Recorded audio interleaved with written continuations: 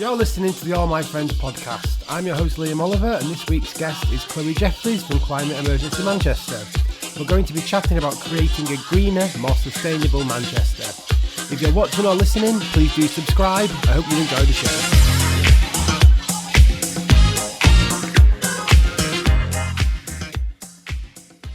Hello, Chloe Jeffries. Welcome to the AMF podcast. I'm really excited to have you on the show today to chat about Climate Emergency Manchester and how your organisation is campaigning to create a more sustainable Manchester and country.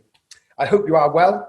I'd like to kick off the podcast with a little bit of an icebreaker. AMF is a Manchester music and culture blog. So before we get into the climate emergency things, let's just have a bit of a rundown of your favourite haunts in the city. Where do you like to go out drinking? Do you have any favourite bars or restaurants? And have you got any amazing musical memories you've had in Manchester? You know, anything that really comes to the fore for you as a gig goer and a bar and restaurant patron? Yeah, absolutely. Always happy to talk about music. That could be another podcast interview in its own right, just focused on that. Lots of places. I guess I've been in Manchester almost 5 years to the day, actually. And since then, I often like quite kind of small venues. And even in that time, I've seen quite a few kind of come and go, which is quite interesting, or ones that were quite short-lived as gig spaces. So went to some really good ones at a place that was just near Shude Hill called the Wonder Inn. It's a little bar, but kind of just did a couple of things in a backroom space. Quite lo-fi fairy lights, but they had some really good people on. And it's kind of on my mind because again this week I've just heard that another space that I've been to some really good nights at is moving. Partisan up on Cheetham Hill Road. Yeah, so some really good nights in their basement, and like the kind of caliber of people they got. So I saw Prosumer play there, and I was like, this is crazy. Like, this is someone who would play all the headline all the big clubs in Berlin. It's like, and he's now on Cheetham Hill Road. Yeah. So that was nice. And then I guess the other kind of like gig or night or space that I'd like to kind of probably give a shout out to is the Carlton Club, which is in Whalley Range, which is an interesting space because it's not the kind of like sleek chrome or surfaces of some of the bits in the city centre. It's a bit more of a kind of like sort of a carpeted sort of space, bit of a kind of old pub club, but they do some really good nights there. And one that I go to that used to be a kind of monthly Friday night thing is Psychedelic Discotheque, which is a really good little night, really kind of friendly community. It's kind of friends who get all the lights. They've got some really, really good visuals there. So it's got a nice atmosphere, and it's kind of away from all the other bars. So when you come out, there's not kind of like the streets aren't full, but all that's a little bit on pause for now, of course. But it's been interesting to see that places a bit like the Carlton Club are trying to get other events in there that aren't music. So I heard this week that they're going to start doing a car boot there, which for anybody who likes a bargain, I think could be quite fun. Just like having to think a bit more creatively and a bit different at a time when a kind of sweaty club night is not really going to happen. I put off every sort of festival or every sort of plan in that sort of sphere until at least next year. But we do have a bumper year. Me and my girlfriend have a bumper year plan next year with festivals booked already. Fingers crossed. We never know. We just have to see how it goes. But I went to the Partisan opening event as well, and that was really cool. And I know that they're moving. I'm not sure where they're going. I get emails quite often about their open forum meetings, but I haven't managed to make one even digitally. And the Wonder Inn as well. I used to live next to the Co-op buildings. I've moved now. Amazing. Yeah. So you remember the Wander Inn? Yeah. I mean, it was something that was so fleeting as well. I think it was only open less than a year, maybe. But my friend managed it, and we never went to gigs there, but I always went for beers because it was a really nice, and it was sort of in the middle of that crossroads across from the Arndale, but it was like a really, really cool venue. And I'm really sad that's gone as well. I mean, it's probably going to get turned into flats by developers, which is another podcast. Yeah, I mean, it was a really nice space, and I don't even think it was kind of advertised as a gig venue. Like the things I went there were kind of like, I mean, it was a bit nostalgic. It was, you signed up and then they texted you the location on the night. But it was a really good little gem, and I think it's quite a good little case study of what happens to small places in the city centre of Manchester. Yeah. And the last point is the Carlton Club, which I've not been to yet, but I know some of the people who are now running it and doing the bookings for it, so it's something I need to go down to.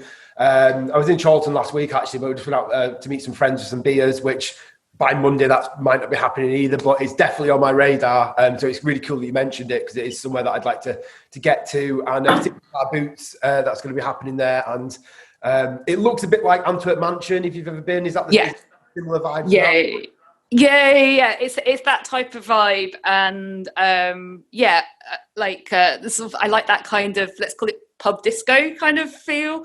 Been some similar spaces in other cities, and I quite like it. Like I say, it's like a nice change from the really like glossy dress code kind of stuff that you sometimes get, so you can just kind of enjoy, and makes everyone super friendly as well.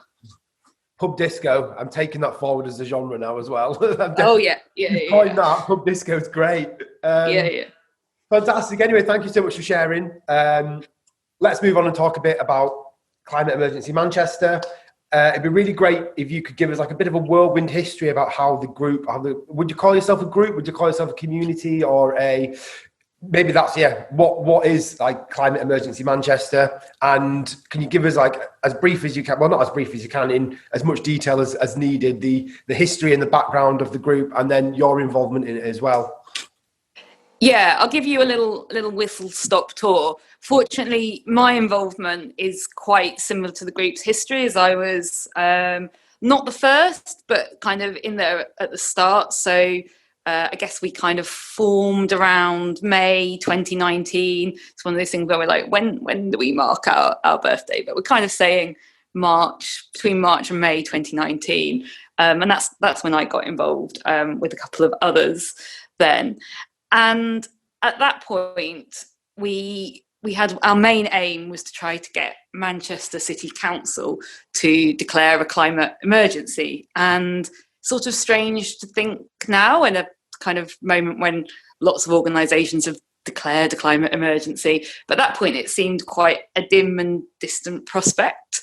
And then things kind of moved quite fast in 2019. So as you'll recall, that was the kind of Easter where there was the kind of Extinction Rebellion in London. Greta was out there speaking, getting a lot of media attention. And also kind of crucially for Manchester, over the kind of late spring, early summer, quite a lot of other cities started declaring a climate emergency. And Manchester doesn't like to be left behind, doesn't like not to be first. So for those reasons, more than our pressure, although I think that chipped in a little bit, Manchester did declare a climate emergency in July 2019. It was a lovely day, it was sunny, it was a nice piece of political theatre, everybody was very happy. But we knew then that kind of as a group, as Climate Emergency Manchester, that was almost kind of then when the real work needed to begin. Declaring an emergency is quite straightforward. The actually, are you going to keep your promises? Is this going to be a series of nice deeds, nice words, but not actually transfer into deeds? So since then, we've kind of clarified our focus, and it's much more about implementation. Are you doing what you said you were going to do? One day, I think there was two things I want to pick up on there. One, you said obviously Manchester, declared this emergency. Was it a case of, so it was just it was doing it because everyone else was doing it. So where does like Manchester rank for you in terms of like cities which take the lead and take the initiative when it comes to climate issues? You know, are there any cities you're seeing in the UK or around the world which are really like a beacon of how you should be running a greener city? And does Manchester just do these things when it's pushed, or have you ever seen like real forward-thinking progress when it comes to creating like a greener Manchester? The problem with Manchester is the gap between its rhetoric and then the reality. Mm-hmm. So if you were to, well, there's some new posters that are kind of out this week, but if you were to kind of play a little bit of attention, you would think, oh, Manchester's doing really well because there's lots of glossy material, there's kind of ad campaigns, occasionally there's something in the local press. So you would think it's pretty good. Mm-hmm. They like, leading the way. They like to have a first in there. You can play a sort of a bit of a bingo with their statements or with some of their meetings. It's one way to keep yourself amused. But then in reality, it's not that nothing is happening at all. It's that it's not with a sense of urgency. It's not fast enough, and it's just this gulf between what's being sort of spoken of and what's actually happening. We've, as Climate Emergency Manchester, to kind of pick up the sort of history again, particularly over the past 6 months, we have kind of taken on other projects which are beginning to kind of compare Manchester to other cities, and we're doing more of that, working with sort of other similar groups in other cities, which is really nice. And what our kind of like early research into this has shown is that there isn't this kind of one perfect city in the UK that we all just have to be like. Some of the ones that people often think of as being quite green cities, like Bristol, sure, yeah, they are doing some good measures, and when we've kind of sort of tried to do rankings, we would put them above Manchester, but it's a bit too simple just to go, they're perfect, they're getting everything right. The kind of scale and the nature of the challenge is such that not every city is going to be doing it perfectly across all fronts. So probably more than be like them, what we're probably trying to achieve is a bit more of a kind of culture change where cities exchange ideas and admit when things that they're doing are not going quite as well, and be a bit more open and transparent about that. Mm-hmm. Yeah, it's really interesting what you said there as well about creating like real change when faced with a bureaucracy like the council, which is, in my last podcast when I spoke to Trees Not Cars, they said similar things about like turning that ship is a really slow, hard slog, because it's people put these things in place and then they just won't move in light of any new evidence that comes up. So like, how do you sort of deal with that? We've now declared this emergency, which is not great. It's great that we've declared the emergency, but it's not there is an emergency. But then how do you start trying to make real change, and how do you start getting the council to listen and moving at a pace that you want? We are going to talk about the 7th Scrutiny Committee. I'm going to get on to that. We can mention that in a bit. Mm-hmm. Are there any other ways, and how do you deal with it personally? Because it must be quite frustrating at times having to, I almost think in a way, when it comes to the climate now, I don't really like using this term, but like, the planet needs to be put onto a war footing where things need to happen now and very, very quickly. And then when you're getting sort of loads of middle managers and committees, how do you sort of stay positive and get over them hurdles and keep pushing? Yeah, no, I know exactly what you mean. And I guess one thing that we've tried to do is we produce these kind of like quarterly reports of where we think the council's progress is at. Independent, partly because the sufficient information is not being provided to us about the level of progress. And one thing we try and look out for is when a certain action's basically business as usual, which can mean something that's is being done, but is this just with that same like kind of, you know, speed that you describe and that other groups like Trees Not Cars have found? So we try and kind of say, is this what you'd be doing anyway? There's quite a lot of kind of double counting sometimes of existing stuff, but as well as just kind of like us sort of poring over it, which isn't kind of, you know, it's not just about a small group of people doing it. I think the other way to kind of try and make a difference is more people kind of learning, getting up to speed on what these kind of structures are. And actually, you don't have to, you know, be an expert on the bureaucracy, but you can kind of sort of learn what's what. And it's a kind of bigger problem even than just Manchester. Like, I don't know about you, but, you know, I was never taught anything about local government in school. You know, even people who maybe, you know, kind of follow the news, quite political, probably think of things just at maybe a national or maybe even an international level, but kind of what local government is just not very well understood. Ask most people, they'd probably say bins, council taxes.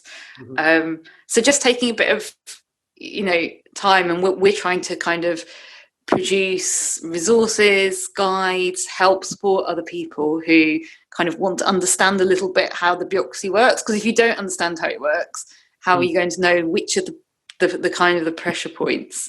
And, you know, we're talking kind of longer term aims for Climate Emergency Manchester here, but for like me, and I think several of us in the group, like a sign of success would be that there are kind of individuals, other groups who are kind of following some of these meetings and papers. And that might be on issues that aren't to do with climate. Like, you know, it's not a kind of, oh, if you're not scrutinising on climate, we don't want to talk to you. Actually, the opposite.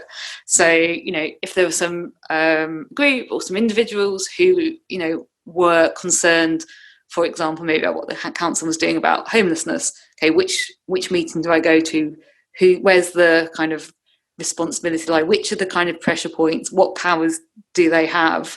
And it's going to make any campaign more effective. But yeah, you need to, the first time I went to a council meeting when they were happening in real life, I went with a friend, someone I knew, and whether you're watching it as a webcast or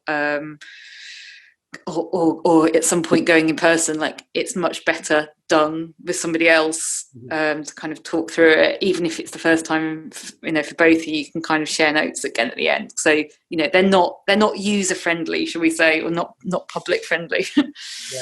Yeah, I like what you said there about I never got taught anything about local government in school either.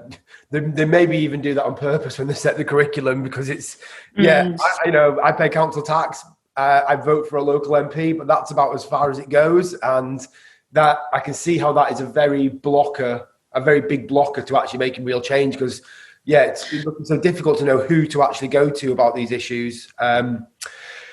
Yeah, fantastic. Let's actually zoom in onto your current campaign now. Already.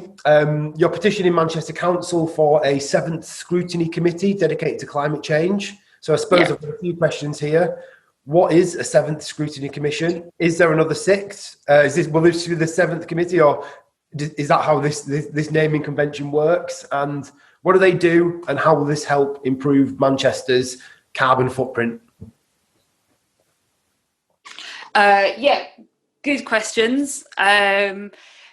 So there are currently 6 scrutiny committees, and they cover different themes, like there's one on resources, one on children's, and these are kind of monthly meetings. They happen most months of the year. There's not usually one in August, and it's where councillors have to scrutinise, or should be scrutinising, a kind of a portfolio of issues. Now, climate change kind of does come up on them sort of, you know, sometimes. There's one in particular, one called the Neighbourhoods and Environment Scrutiny Committee, which sort of in theory is the one where climate change, you know, mostly would fall onto. So yeah, on paper, maybe that looks okay. The problem is that in practice, you know how much is kind of going on in the city. There's so many issues, and that was true even before the pandemic. These are kind of meetings that are, shouldn't be more than 2 hours. That's, councillors are busy, they often have jobs, they can't be in meetings forever. And there are just so many issues to get through that with climate change, it just often gets either kind of squeezed out of the agenda, so kind of rushed through quite quickly, or because there is a need to kind of rush through it, there's a bit of a sense of like not really asking tough questions, because if you're looking at your watch and there's 20 minutes to go, it's just much easier to go like, yeah, it looks good, looks fine, maybe ask one little query follow-up. So as we've seen in this kind of period since the emergency declaration, things have fallen behind, things haven't been treated as an emergency. There just isn't a kind of like a monthly space for like councillors to kind of zoom in on it, actually ask the kind of searching questions that are needed. And in fact, the past 2 months, so for the October meeting and the September meeting, at this current neighbourhoods and environment where climate change is supposed to come up, there wasn't any agenda item to do with climate. So by having a 7th scrutiny committee, and it's 7 just because it'd be a new one, so another way to say it is a new scrutiny committee or a dedicated scrutiny committee dedicated to climate, it's definitely not a silver bullet, right? We're under no illusions that you get this like committee and then, job done, that's it. But it's a starting point. And it's a starting point because then you would have a dedicated time each month where climate change didn't have to kind of compete with equally important issues like housing, and the councillors could say, okay, what's happening, what's going well, and some things may be on track, but also what's falling behind, what isn't on schedule, what can we do? And yeah, that's why we're campaigning for this new committee. Yeah, amazing. I can understand, and I can see how climate can easily get squeezed out. There's so many issues in Manchester. I mean, the biggest one that comes to mind outside of climate is the homelessness issue. Even, and again, I suppose it is putting the processes in place which facilitate that discussion, because otherwise people will just ignore it, won't they? I'm guessing. I imagine that's why when you can sit down and just have that conversation, at least they box that time out to mentally think and process it, which is really cool. How do you feel that campaign's going? It's gone really well. The past week we've had one of our best weeks in terms of like momentum. Actually, there was a really nice day midweek when I kind of checked back in on our numbers, and they were kind of were going up by 10. So it's been a particularly good week the past week in terms of kind of momentum, particularly for online signatures. Of course, like the big challenge is that we're doing a petition in the middle of a global pandemic, and that was not part of the plan. So just to kind of clarify, we actually set up this petition just before kind of things locked down, and that means people can sign the petition either online. It does take a few clicks and you've got to register on the council's website, and there are also kind of paper forms. And I guess we were thinking that pre-pandemic that a lot of the signatures we'd be collecting were on paper, there'd be loads of events, and that would be a main source. And we've still been able to do some of that, but always, doing it very carefully and safely, and you just can't have the same numbers. So we've had to be kind of much more creative about how we kind of get the message out there online, which sometimes challenges breed creativity, and like my CM colleagues have come up with some like really fun ways. I think like my personal favorite one is we've designed some beer mats that have the QR code on, and a little bit of info about the petition. So we've had them in a couple of shops and bars, and particularly as things now kind of maybe look closing down, we're hoping that some of the the breweries that do deliveries deliver them, and it's just they look really nice and they're fun, but it's also kind of this message that we've tried to give them to kind of like independent bars and breweries and cafes, and that there isn't kind of that's supporting that part of local community, and is part of what we do. And there's nothing incompatible about caring about climate change and also liking to sit down for a beer. The two go together. So that's been quite a fun one. And the next couple of weeks are going to see me get my daily exercise by kind of putting up some kind of posters and flyers that we've had designed by a really brilliant local designer called Danny Molyneux, runs a little graphic design studio called Studio Dotto, and she's just produced some really witty, funny designs. I love them. There's a big pile of them sitting in my living room.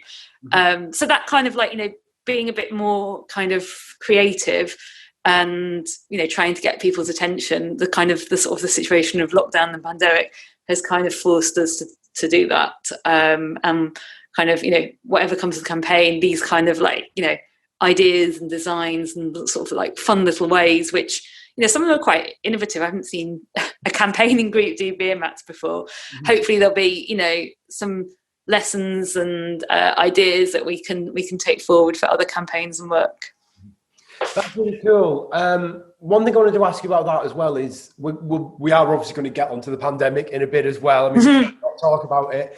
But for a climate emergency, I'd say pressure group might sound a bit intense, but a climate emergency group, how have you found organising and fundraising during the lockdown? Obviously, you've just come up with loads of creative ideas, but do you think the type of fundraising, the type of campaigning you do, does it really benefit from having people on the ground meeting in person? Has the pandemic given you more opportunity? Has it been better, or would you say it's been a bit more of a struggle trying to get a message across? Well, running the petition campaign, obviously that's required a particular type of thinking because of the need for paper. But I'd say the other type of work we do, which is I'd say some of it is campaigning, but a lot of it is also kind of trying to build connections between different groups and, putting out resources, reports.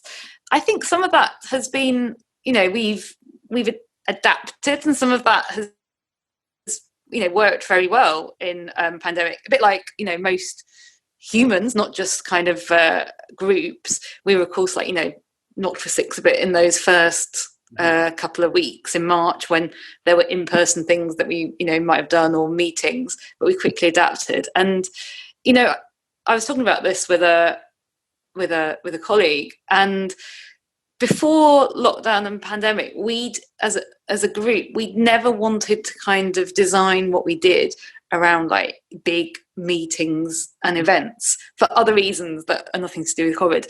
The main one is that they can limit the type of people who want to get involved, or are able to get involved. So if you have, if to be involved with a certain type of group or organisation campaign, if you have to kind of schlep into a venue in the city centre between 6 and 8 p.m. on a Wednesday night, that's not going to work for everybody. Maybe it doesn't work for certain types of people. Maybe it doesn't work for someone with kids. So one of our core group members has 2 little boys. If we'd had a kind of model of working when saying the only way you can really properly be involved with us is by coming to our meetings, that just kind of, that wouldn't have worked for him, and he wouldn't have been able to involve, and we'd have lost a brilliant person with a great skill set. So yeah, we've never been about kind of, big meetings and in-person events. Sure, we've done a couple of them, but that was never our kind of core business. It was we've always tried to kind of find ways for people just to, even if they've only got a little bit of time, they're not a kind of maybe they're not part of the core group, but they've maybe got kind of, I don't know, a bit of free time coming up, or they say, yeah, I've got 2 hours on a Saturday morning. Is there a little task? Is there something we can give them that would, be interesting for them? Really great for the kind of change that we're trying to bring about. So that kind of, because we'd already done a bit of that thinking pre-pandemic, once we kind of, all learned how to use WebEx, Zoom, Google Hangouts, we actually managed to adapt quite well. Super cool. Just before we go any further with the podcast as well, the link to your petition we'll put in the description for anyone listening. And also, I'm going to have to promote myself here. Please hit subscribe if you're listening on SoundCloud or on YouTube. Because you'll get more great conversations like this. I'd like to move on a bit now. You mentioned it there with this sort of remote working angle, and obviously campaigning, not with like big meetups. And it's something I've actually just put down in my notes now because it came into my head when you were talking. How do you feel automation and sort of technology are going to be helping? Will they help climate change or will they hinder climate change? Again, we'll talk about the pandemic in a bit, but everyone's working from home. So is that a boost? Is that going to help in the long term? And how do you see technology's influence on our ability to tackle the climate emergency? Yeah, that will, remote working, for example, would definitely, help. And you could make an argument, plenty of people had, that, less kind of commutes, maybe people who work internationally, less international traffic, that would kind of reduce emissions. So there's definitely a kind of a valid kind of train of thought there. I think the point, though, that we kind of want to convey with anybody is that the climate change isn't waiting for a kind of technological solution. Like it isn't that kind of, well, we don't need to do anything now, we don't need to change our behaviors, and then hopefully some kind of clever people in a lab somewhere will invent something that will solve it as well. And actually a lot of the things that are really going to kind of serve us well, because it's going to be a long slog, and there's nothing about, we're not stopping this, we are kind of mitigating it, adapting to it. A lot of the things are actually like very low tech. So having stronger kind of communities, a kind of thicker kind of civil society, as kind of actually, knowing our communities, our neighbours better. It's those kinds of like networks that I think are going to be, give us again more of a chance of seeing through those things than a sort of one technological development. Amazing. That actually brings me on quite nicely to the next point. As you said there, like, we can't sit around for people in a lab to solve this for us. It's something that as a society we need to work at together. So with that in mind, like, how do you view the Moonshot Award that was announced a few days ago with David Attenborough and Prince William? Similar to a Nobel Prize where you'll get I think it's £1 million. So 5 people get £1 million every year for the next 10 years to think about, innovative ways to tackle the climate emergency and tackle pollution. Is that just a bit of a publicity stunt? Do you think that's going to help? Do you think, obviously that's not the solution, is it? We all need to make changes. But what's your take on that? I think you've just put it like really well into words. Then it's not the solution, and it is a bit of a publicity stunt. But that isn't necessarily like a bad thing, as long as we don't confuse it with that being the kind of answer. If it, if because of the people involved and the kind of the media promo around it, if that gets some other people kind of interested, concerned, and then looking into something, that's fine, as long as we don't think that that's the kind of the answer.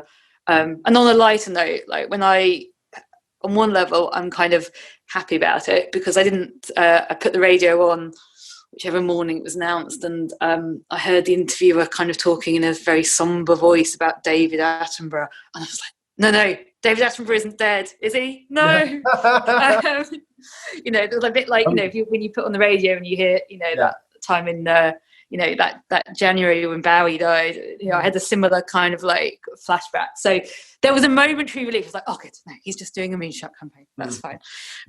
So yeah, that would have been like, actually there's still plenty of 2020 left to go, but yeah, that would have really put the nail in the coffin for 2020 for being a terrible year for me. But yeah, his reach and publicity is important. We just need to kind of not assume that, again, somebody else is going to take care of things for us. Mm-hmm.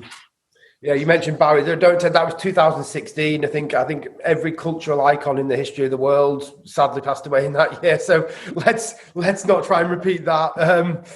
But no, there's enough other stuff going on. So yeah, I suppose that brings me on. I'm just going to change my question order around here because this makes sense to go next. If you're listening to the podcast, you're getting a bit of a look through the looking glass here at the prep of the show. So yeah, I think it's something that often gets asked when people are talking about climate change. But, on one side, we need to have a societal change which is led by government. But on the other hand, we all need to do things as individuals. And I always thought the way I always approach it is it's better to do things imperfectly, but do things that will help tackle your own sort of carbon footprint and your own impact on the planet. So where is the balance in your head? Do we need to mainly focus on making governmental changes, or is it something that we can do led by community and led as individuals, or is it a mix of both? Mix of both. Yeah, I'd love to say it's just, we don't have to bother with that bit. And the government, even that, broken down. So, what we're focused on is local government, but there are some things that are in the scope of national government, and there are some things that actually need to happen at an international level as well. So we can make changes in our own life, but I guess, and we should. But I'm just kind of, what we're sort of always on the lookout for a bit as well is passing the buck. So other kind of political leaders kind of saying, well, it's up to you. You've got to change your habits and behaviours, and putting the kind of, the blame onto others. And that is particularly dangerous when it's expected that everybody in society can change their their behaviours, their daily habits equally. They can't. And we know that the poorest in society are already going to suffer more from the effects of climate change. They suffer more in every crisis. Mm-hmm. So measures that further kind of punish them and push the blame more onto them are they're not the kind of socially just future that we're looking for. Mm-hmm. Cool, thank you. Really great answer. I suppose we can't continue this podcast without talking about lockdown and the pandemic. It was always going to come up. I've tried to put it off as long as possible. Let's get in and discuss that. So how has the pandemic impacted your work at Climate Emergency Manchester? What have the wider implications been for the environment? And in the long run, is this good, or is it bad, or is it just a thing we get through and then it's business as usual? And when I say business as usual, I mean it's business as usual for you, campaigning for change. What's your take? Yeah, so I think we've talked a bit about how it's affected us as a kind of organisation. In terms of how it's kind of, there's 101, maybe 1,001 kind of blog pieces out on the internet about, is COVID, good or bad for climate change. It's almost like a little kind of like genre in its own right. I think kind of where I'm at with it is seeing like it a bit more of a kind of like a catalyst that makes other things that were already happening, need to happen faster. And there's definitely a kind of, there's some kind of, disruption and a moment. But for kind of campaigners and kind of local groups, what we've already started doing, but going to need to do, and actually all citizens should do the same, is keeping a watch on all these moments that are going to be kind of some have already happened, but going to be coming up more, where is there going to be a kind of a change, or is it going to very easily just slip into, like you said, how things were before? Mm-hmm. And we've already kind of like had a little bit of we've had a first version of that in Manchester, where there was a kind of a window of opportunity for things to be different. We saw how things are different, and then in the end they didn't. And that is, of course, around like pop-up cycle lanes, which, you know, there was a kind of a moment in the kind of late spring, early summer, when traffic levels had been reduced, and this kind of temporary infrastructure could have been, you know, put up there just as some people were starting to, well, more people were starting to go back to work, but before the traffic levels are really high. So, you know, if you're a kind of a first time or a nervous cyclist, you know, that was an ideal time. It was also kind of, you know, coming into summer, so it was a good time to try and get people starting to make that shift. There'd been a change, the weather was good, but it was just not handled well. And actually, that's a little bit of an understatement. We produced a kind of a report on everything that happened called Cycles of Contention. We do like a pun at Climate Emergency Manchester, and like other people who like a pun. But yeah, it just kind of showed that through sort of, you know, not choosing to act correctly, but also the kind of the council leaders not actually kind of communicating what was happening correctly, that sort of opportunity was lost. And even when other boroughs outside of Manchester, so other places in Greater Manchester, were kind of asking to cooperate, so that, you know, say for example, someone living in, you know, Stockport but needed to get into Manchester city centre could get in.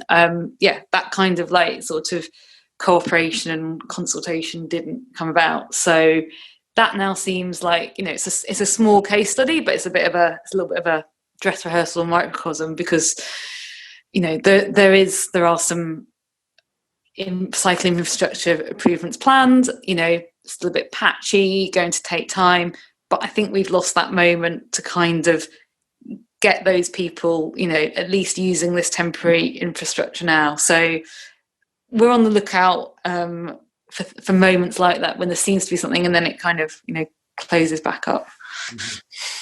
Yeah, that brings me really nicely on to the next question I wanted to ask you, which was about post-COVID. And we've already mentioned it a bit here in a very broad sense, but, you know, how do we move forward as a society to create a greener and better world? And I think a lot of the time when people like us, when we speak about climate change, there's a lot of hypotheticals, and we always sort of look at it from a really big, like a macro perspective and a really big lens. But I was hoping you might be able to give us like 3 practical changes that you'd like to see local government make. And then I might tack another one into there. Like, what can we do now as individuals to help and become part of the solution? Yeah, so I always like to focus on like kind of practical, concrete suggestions. And in fact, some of our reports that we've done at Climate Emergency Manchester have actually been a kind of like crowdsourced practical suggestions that we've, you know, put before councillors. Haven't always had a response on them, but we've definitely supplied them with kind of concrete ideas, because, you know, it's very easy for, you know, to say, oh, you know, you're just complaining about things. So yeah, I mean, I'll answer your question and give you kind of 3 sort of concrete examples, but perhaps, you know, of course, with the caveat that these are just ideas and none of them alone are the solution.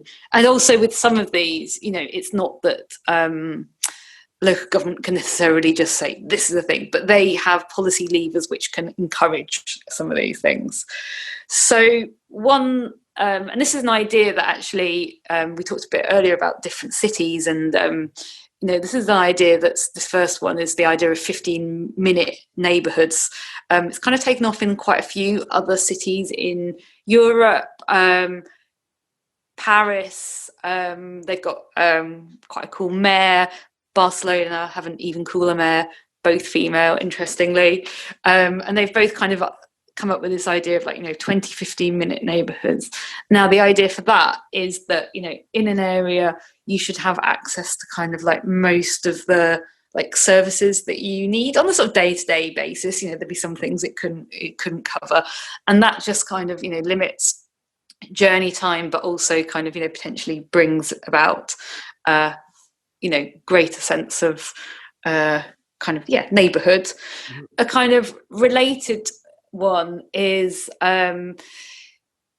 increased use of kind of cargo bikes for deliveries. So one thing that's definitely happened in lockdown for some people is ordering a lot more stuff online, which means, sometimes I look out the street and there's just like DHL vans coming, like, non-stop all day.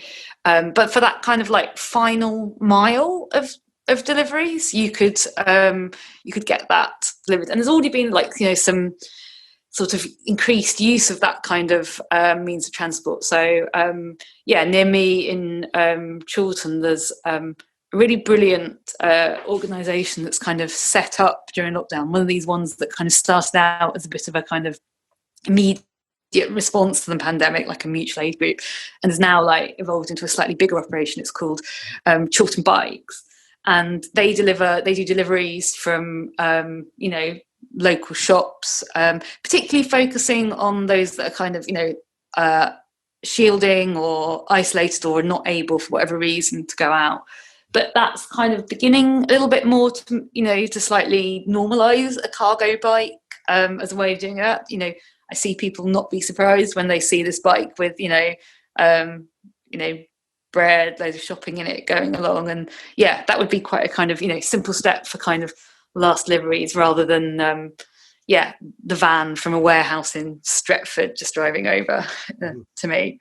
And then another suggestion, which again, it's not the answer, but it's on our mind because we've just had a really brilliant new volunteer join our petition campaign. She's just finished her doing a master's looking at repair cafes. So it kind of got me thinking about them, and I actually attended a few just before lockdown. So if anybody who's not aware of them, like a repair cafe is kind of like an event that's held and you can take something kind of old and get it kind of fixed. And I've been to them and they're kind of, they're fun. I got my DAB, my beloved little DAB radio, which I thought was gone, fixed at one in February. But at the moment, they're kind of a little bit, one-offs, so they may be held like monthly.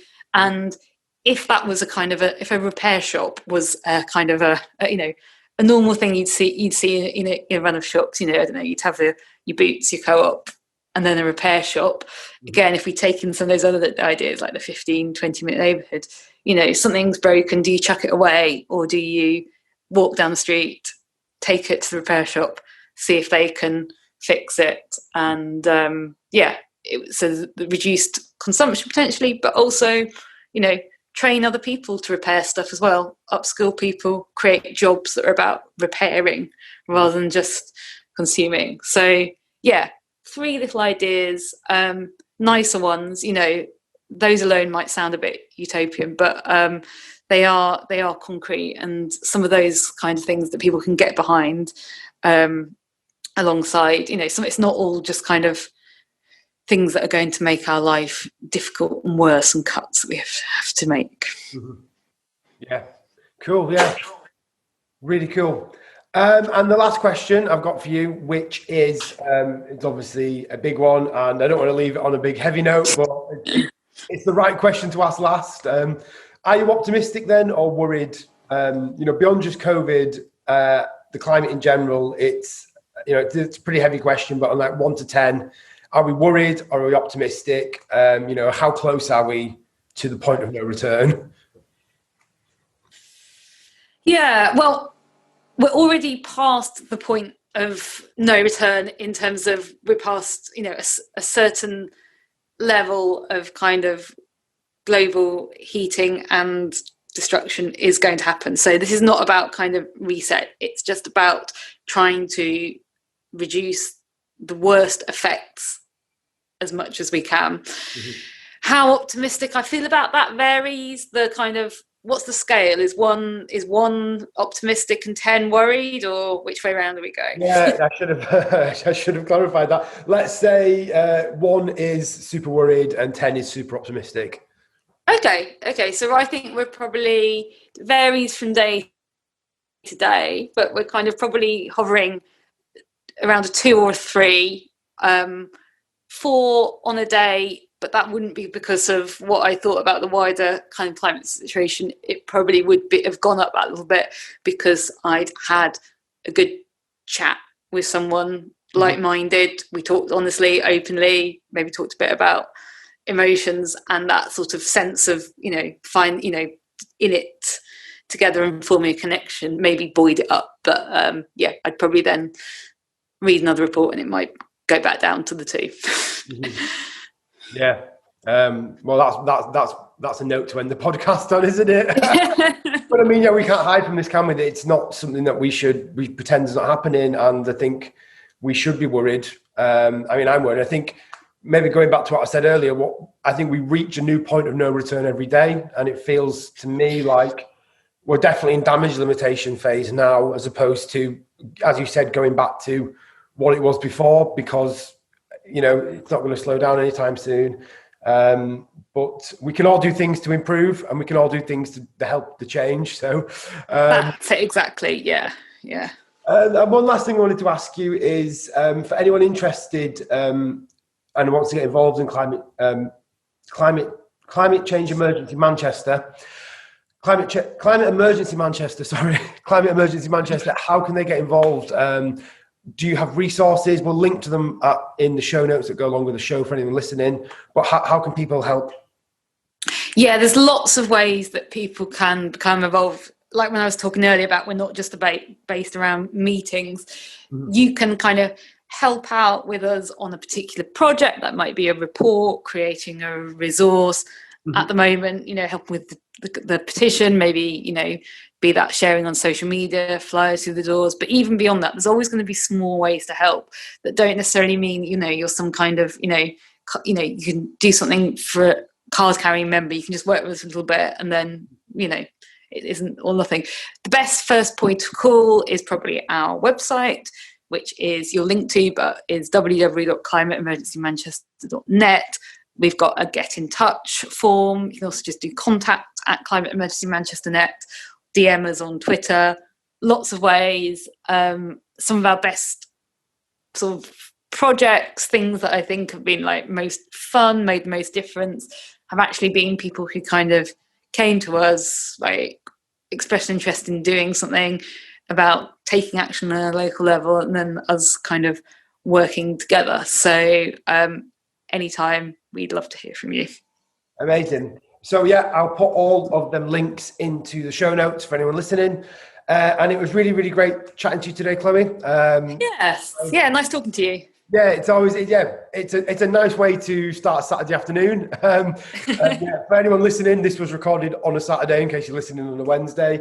But yeah, and the weather's actually looking surprisingly good now. So I think I might go out and have a nice day. What are you up to for the rest of the day? Or yeah, I'm going to go out, but like I said, for the next couple of weeks, every time I go out, I'm going to have to take a bag of flyers with me as well. So some lovely people on my walk will get some very, very funky neon flyers about climate change to their door this afternoon. Cool. Yeah. Anyway, so again, thank you so much for coming on the show. It was really, really great to speak to you. And yeah, I hope you have a great Saturday. So you too. In a bit. Thank you for listening to this All My Friends podcast. If you'd like to be kept in the loop with future shows or episodes, you can hit subscribe on YouTube or follow us on SoundCloud. Thanks. See you again.